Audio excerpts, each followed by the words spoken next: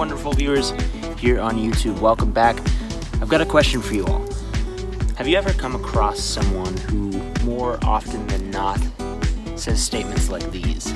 I'll never be good enough. You'll never be good enough. Why does this always happen to me? Nobody likes you.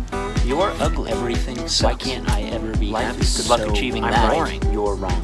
What is your problem? You're ugly. You'll never be good enough. Nobody likes you. You're ugly. I'm right. You're wrong. Okay, that's it. I quit.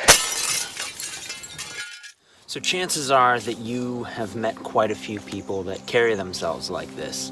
Chances are that you yourself have even spouted statements like this in the past. I know I have. You see, we have a serious virus that's going around right now. This is one that's more serious and contagious than COVID-19 or even your common cold. Now, this virus that I'm talking about here is called negativity. It's one that we've all contracted here and there. So the thing about negativity is that we don't create it, at least initially. We live in a world that is dominated by competition and appearance. We all want something, whether it be love, success, or fame. Yet we all want to come off as having it all figured out to some degree. So here's a little story to give you guys an example on how negativity is developed through our own life. Okay, so see this little girl right here? Let's pretend that her name is Lucy. Well, Lucy just entered the first grade, and she couldn't be more excited for what's to come. Except her home life isn't quite as exciting. With her parents on the verge of divorce, they're fighting constantly, and this is what Lucy has to come home to. Little does she know that both of her parents dealt with witnessing their moms and dads' habits of unhealthy communication, thus solidifying the cycle in which Lucy learns to handle conflicts later in life. One day at school, Lucy is assigned to paint a picture of her dream life when she grows up. Upon getting home, she can't wait to show her mom what she made. Unfortunately, her parents had just gotten done fighting about their finances, leaving her mom resentful about how she herself has yet to achieve her dream life. So Lucy runs up to show her mom her painting. She becomes annoyed and says, "Lucy, I don't have time for this. You're gonna have to grow up one day." So the question that this raises is, do we ever really grow up fully? And if so, when? Can any of you tell me, on this timeline of our life, where is it that we actually grow up? I mean, is it here? Is it there? Maybe here? Now, even though her mom may immediately forget this encounter and assume that Lucy will too because she was just simply in another mood, what if this is a memory that Lucy will never forget? What if she takes her mom's response as her being untalented or stupid? So the reason why I use Lucy's story as an example here is because I think that all of us can relate with instances in our own lives that have negatively impacted our attitude towards our dreams, as well as others, but also our ideas and whether or not they are worth exploring. And so again, to reflect back on the fact that we ourselves never create this negativity, it's really only picked up from others. The choice here is ours and ours alone, whether or not we want to nurture this negativity or see it as an unnecessary defense tactic that holds no purpose other than to encourage those around us to think that we're simply an asshole.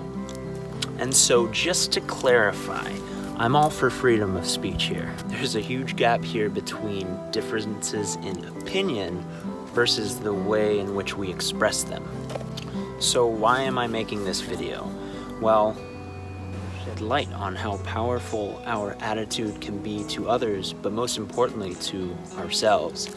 For those of you that haven't read the 4 Agreements by Don Miguel Ruiz, I will pop a link in the description for you to check it out. If you're resonating with this video so far, I highly suggest that you give that book a read. One of the 4 agreements that he talks about in this book is to be impeccable with your word. And what this means is to always be mindful with your words and the way that you say them, because you never know how much it'll impact somebody else's life. But this doesn't just pertain to other people.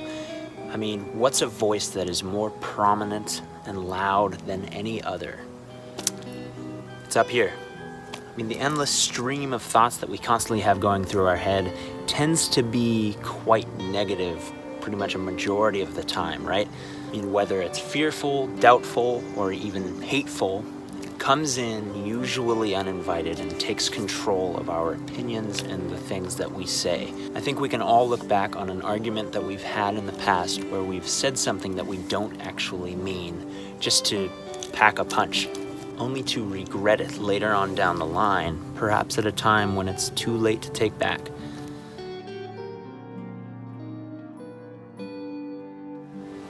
So why is it that we identify with our thoughts, much less anyone else's? I mean, did you know that Albert Einstein's teacher stated that he would, quote, never amount to anything?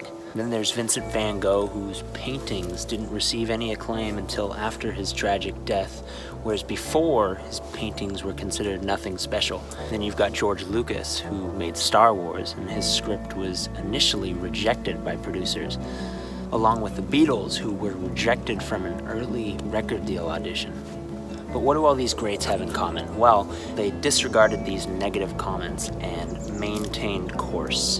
And because of that, we now know that E equals MC squared. Starry Night and hundreds of other paintings have influenced well-known painters for generations. I'm now able to watch Star Wars on Disney Plus more times than my girlfriend will allow. And because of the Beatles' persistence, we have a discography that has led to the inspiration of some of your favorite artists that you listen to today.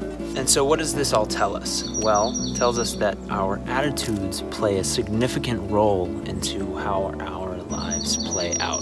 After all, there's not enough room for everybody out there to become famous, but that's not everybody's aspiration at the end of the day.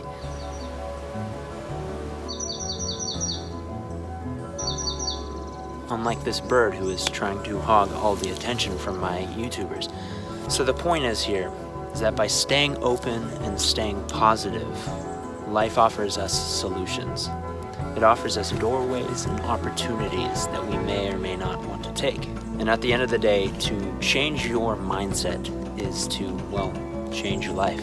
And so my question to you is, next time you're hit with negativity from someone else or even yourself, how are you going to respond? Well, I'm here to say that I believe in you, but that doesn't do as much as you can do for yourself. So with that being said, I hope that you guys got something out of hearing my take on how our attitudes can affect our lives both positively and negatively. While you're here, please click that subscribe button down below, like this video, leave a comment. As always, let's get into a conversation, and if you feel the need, please even share this video on your social media. I gotta say, by the way, big announcement, I reached 100 subscribers the other day. I know it's not a huge milestone, but I am absolutely grateful for each and every one of you. The responses that I've been getting from you guys are phenomenal. So thank you so much. I've been loving every step of my YouTube journey so far, and I don't plan on stopping anytime soon. So stay tuned, guys. I got another video coming along the way for you. See you guys soon. Much love.